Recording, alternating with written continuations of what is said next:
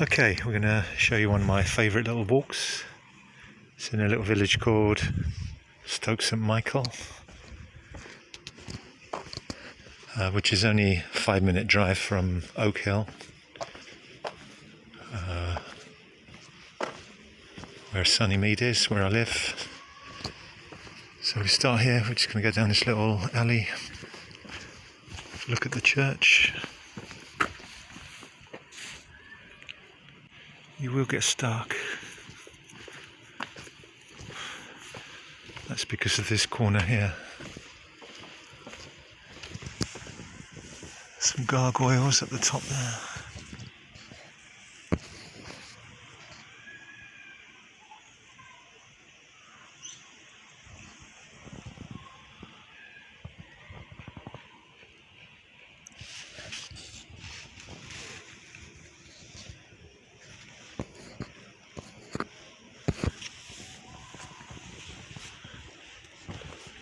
There's always a yew tree, usually, in the gardens of churches. I don't know, there must be some kind of tradition to have a yew tree. Yeah, I came around this corner once. It is quite tight. I didn't see this little thing here. I scraped the bumper a little bit. That was on, not the last car I had, the one before that.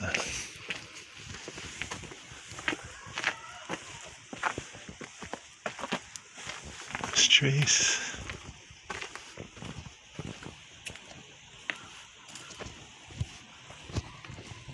Squirrels got his nuts.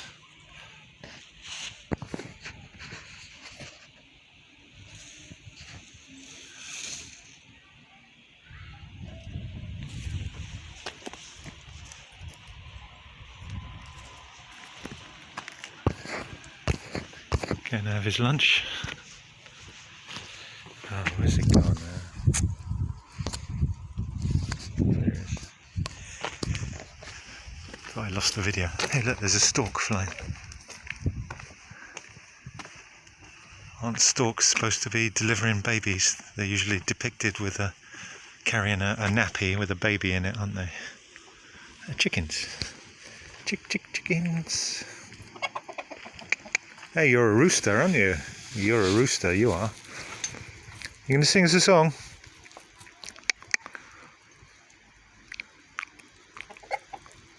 Muck-a-doodaloo.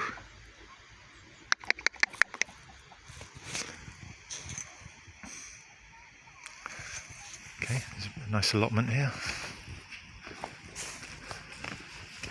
Graveyard.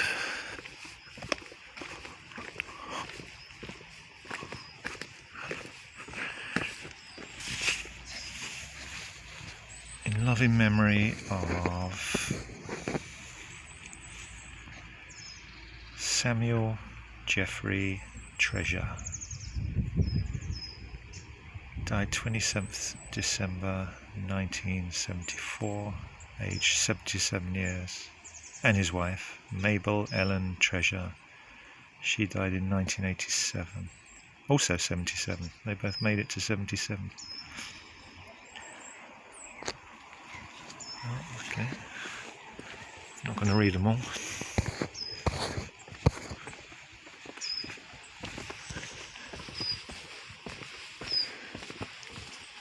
So I thought I'd do a little walk down into a more rural area. Seeing I've shown you two of the towns. And the allotment that we have is literally just the other side of this hill over there. 5-minute, 10-minute walk away. So this is very close to where we live. I did send you a link for Fairy Cave and the quarry. This is someone's back garden, look at this. How about that for a back garden? Pond in there, extensive lawn, goes up to a big house up there.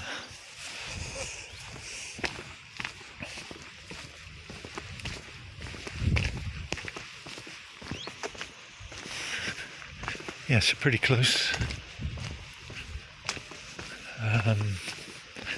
We're just going to follow a little very small brook, a little stream,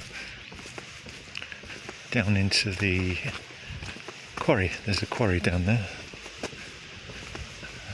and we'll have a look at the quarry and maybe find a cave. Big tree there, must be 100 foot tall. It's always rustling in the wind. It doesn't seem very windy, but then when you come down here, because it's so tall, the wind kind of catches it. It's quite noisy as you walk by it.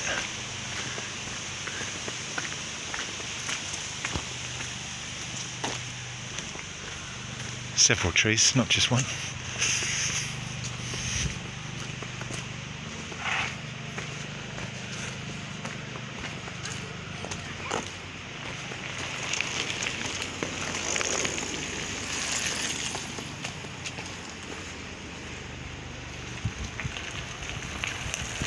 Thank you. All right.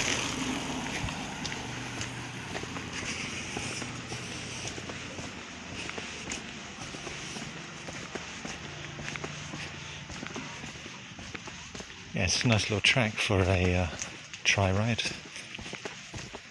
or a bicycle. When Rachel first got her tri-ride, we went to a canal side, about a 45-minute drive away. The River Severn, quite near Bath. Allotments over that hill. And I'll just tell you about this bridge first. So you've got an iron way bridge there. As they were working the quarry down there, they'd bring out the aggregates of the rocks and the stones, weigh them, and then send them on their way to wherever they go, to go and build roads, I suppose. Aggregates going to the roads, build roads. Yeah. Forgotten what story I was telling you now. Maybe it'll come back to me in a bit. Yeah, the tri-ride. So we went up to that canal side, and I took the bicycle along, got a bicycle. Rachel was on her tri-ride, and we were hurtling along the towpath by the canal. And, you know, you go a lot quicker than you can when you're walking, that's for sure. Just like they were on their bikes. That was quite good.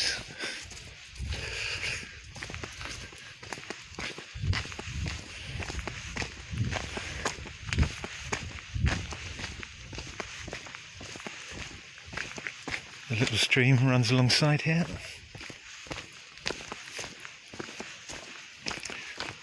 And all of a sudden it disappears. It goes underground. Hello. All right.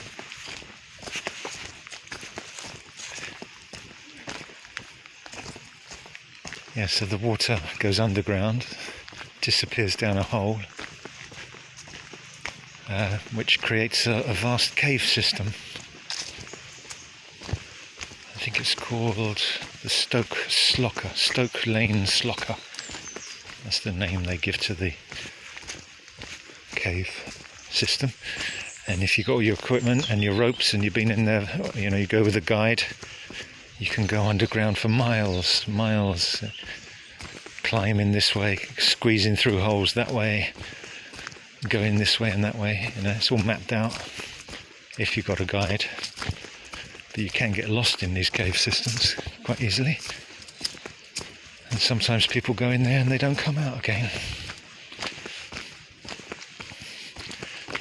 Back in 2018 I was quite fascinated with all these caves, and I used to go exploring to find all the entrances of the caves.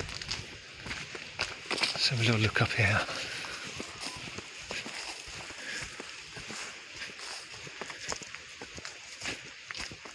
So I discovered, well, other people had discovered, but I rediscovered many of the entrances. So I've done quite a lot of exploring around here since we've been living up this way, the last 6 years or so. Yeah, this quarry has been reclaimed by nature, so it's disused. There's a little pond down there, I'll show you that in a minute when we go down there. But it's more of a wildlife sanctuary now. You get all sorts of birds and things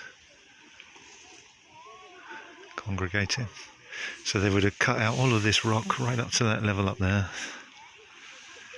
and then shipped it out for road making over the past couple of 100 years, I suppose.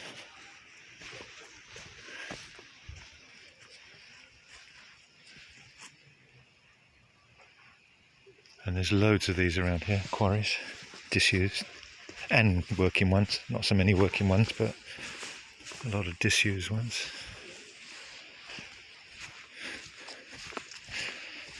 Sometimes they fill up with water.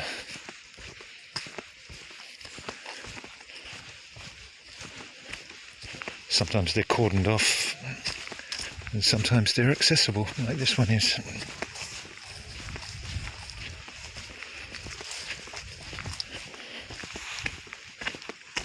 But even the ones that are not accessible, I've kind of scrambled in there one way or another and gone to have a look. Like the Fairy Cave quarry, you're not really allowed in there for the public. But I've been in there several times. Once on an expedition with an organised tour going around it, and another time I just hopped over the fence and had a look around myself.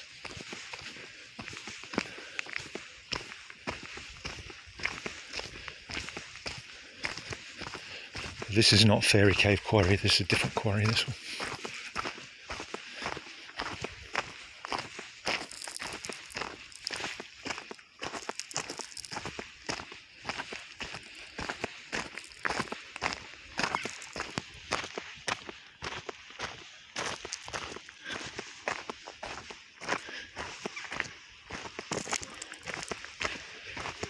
So we're descending into a cavity that originally would have been all rock.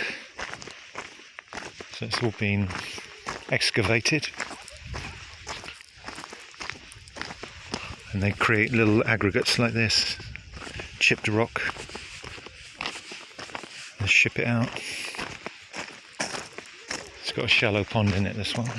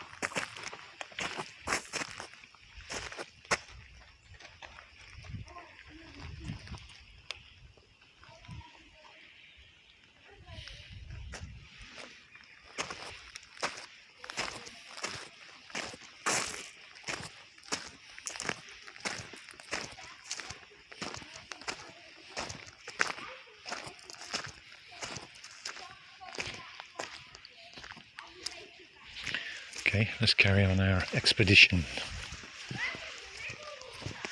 I'm going to break this movie up into several sections.